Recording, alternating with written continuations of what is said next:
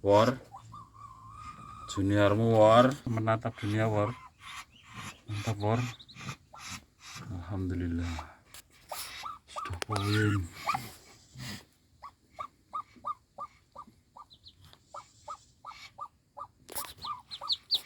Oke.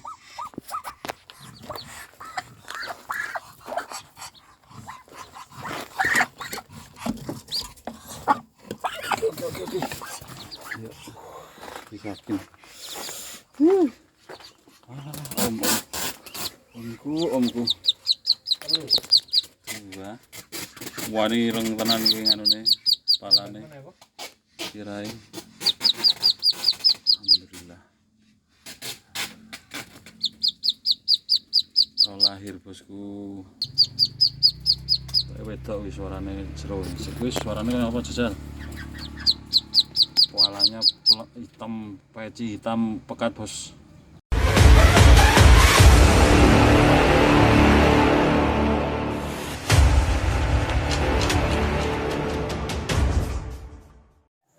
Halo, assalamualaikum warahmatullahi wabarakatuh. Ketemu lagi dengan Tom Sri. Apa kabar kalian hari ini? Semoga selalu diberi kesehatan dan kesuksesan ya. Dan dalam pertemuan kali ini saya ingin membahas sedikit terkait rahasia entok supaya cepat bertelur.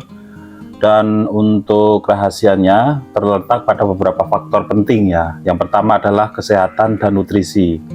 Jadi entok memerlukan diet yang seimbang dan kaya nutrisi untuk terutama protein dan kalsium untuk produksi telur dengan baik ya. Pemberian pakan yang berkualitas dapat meningkatkan kesehatan dan produktivitas bertelur untuk entok. Jadi untuk asupan protein dan kalsium biasanya ada di biji-bijian ya, banyak yang menggunakan jagung giling, dan kemudian ada juga produk pabrikan seperti 144 itu untuk perangsang atau pemacu telur, tapi penggunaannya juga harus dikontrol supaya tidak kemudian entok bertelur tapi tidak fertil gitu ya, karena kita pada prinsipnya untuk produksi anakan, bukan menjadi entok petelur begitu.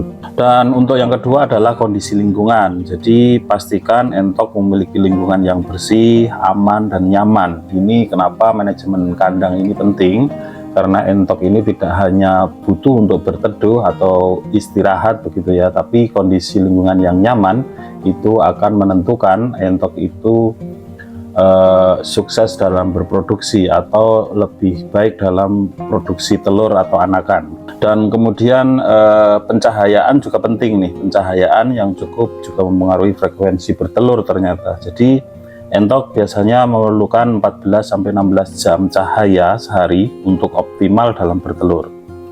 Nah, kemudian manajemen dan perawatan. Pemeliharaan yang baik termasuk perlakuan medis yang tepat dan pengelolaan stres yang minim dapat berkontribusi pada kesehatan dan produktivitas entok gitu ya.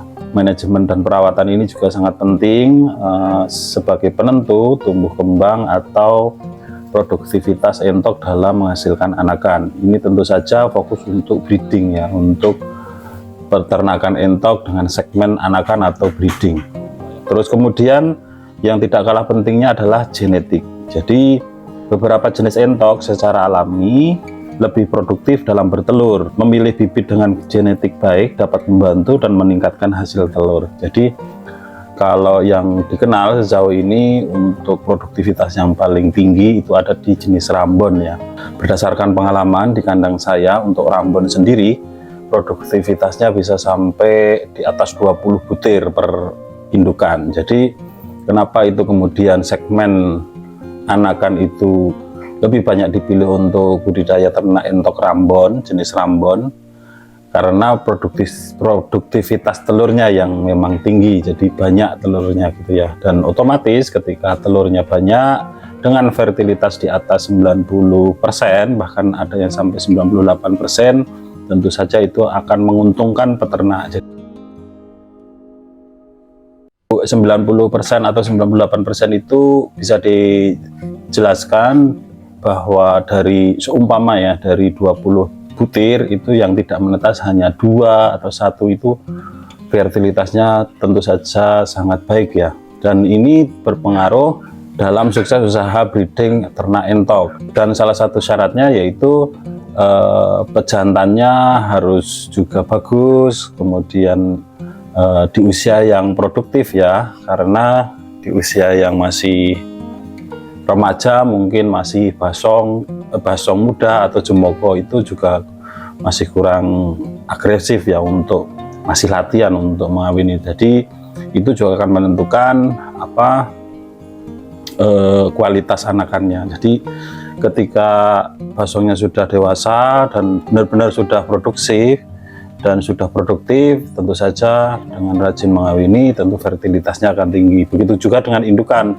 Indukan juga ketika sudah masuk usia produktif di atas 5 bulan, bahkan kalau sudah bisa sampai 1 tahun gitu ya, sudah bertelur 2-3 kali, biasanya itu akan menjadi pilihan ya bagi peternak untuk mendatangkan indukan.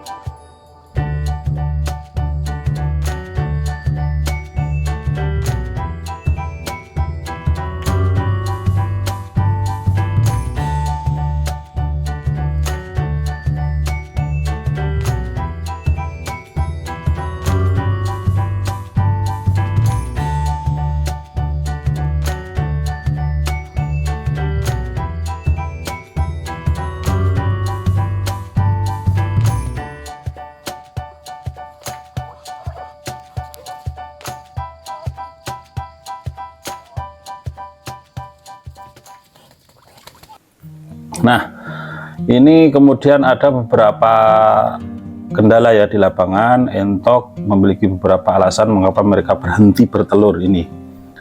Ada beberapa penyebab, dan penyebab umum meliputi yang pertama adalah kesehatan. Jadi bisa saja entok itu infeksi atau terkena parasit atau penyakit yang dapat mempengaruhi produksi telur. Jadi harus dipastikan ya, entok selalu dalam keadaan sehat.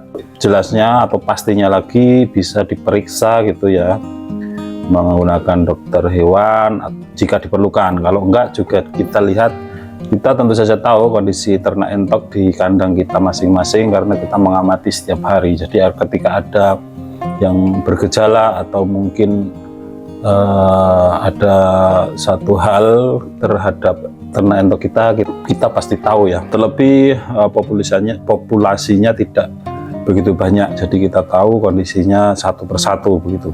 Terus kemudian, nah kondisi lingkungan juga ini harus diperhatikan. Dalam hal ini tentu saja terkait perubahan suhu juga, perubahan suhu, kelembapan atau pencahayaan yang dapat mempengaruhi siklus bertelur.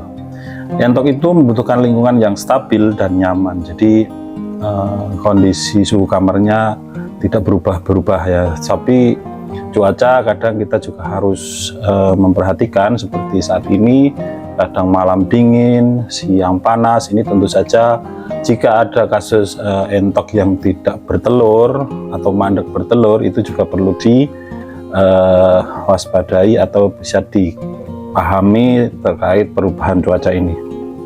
Kemudian, nah ini kualitas pakan.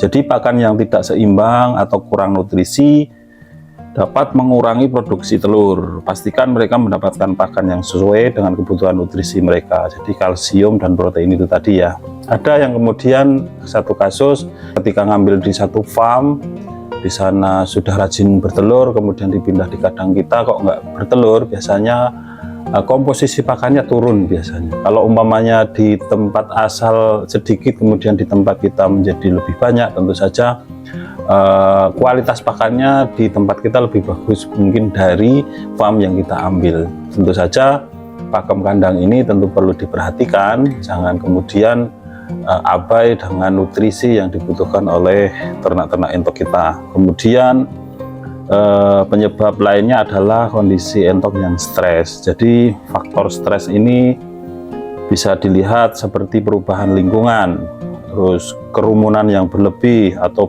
predator yang dapat mempengaruhi produksivitas telur. Jadi ini kenapa kemudian kandang tertutup atau petarangan itu perlu dibuat agar dia lebih nyaman untuk produksi, baik bertelur atau mengeram.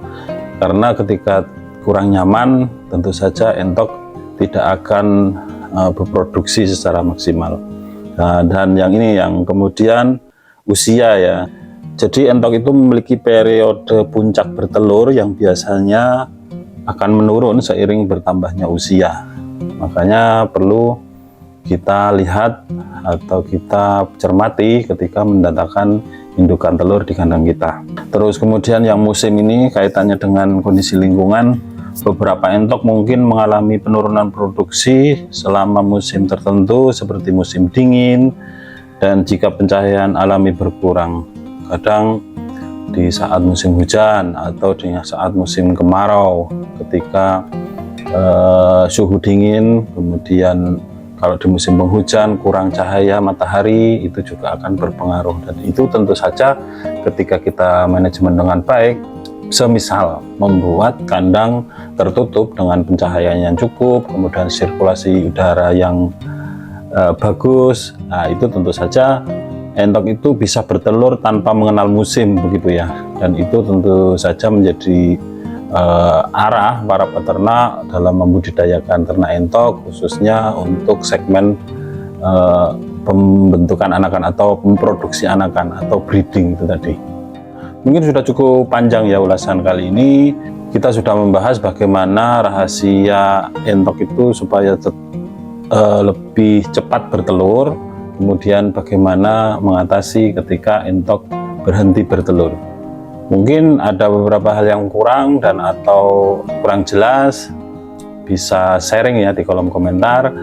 Kita belajar bersama di channel ini. Jangan lupa tetap dukung channel ini dengan cara subscribe, like, comment, share, tekan tombol lonceng supaya dapat update video terbaru dari kami. Salam seduluran selawase, salim dari Tom Sui. Wassalamualaikum warahmatullahi wabarakatuh.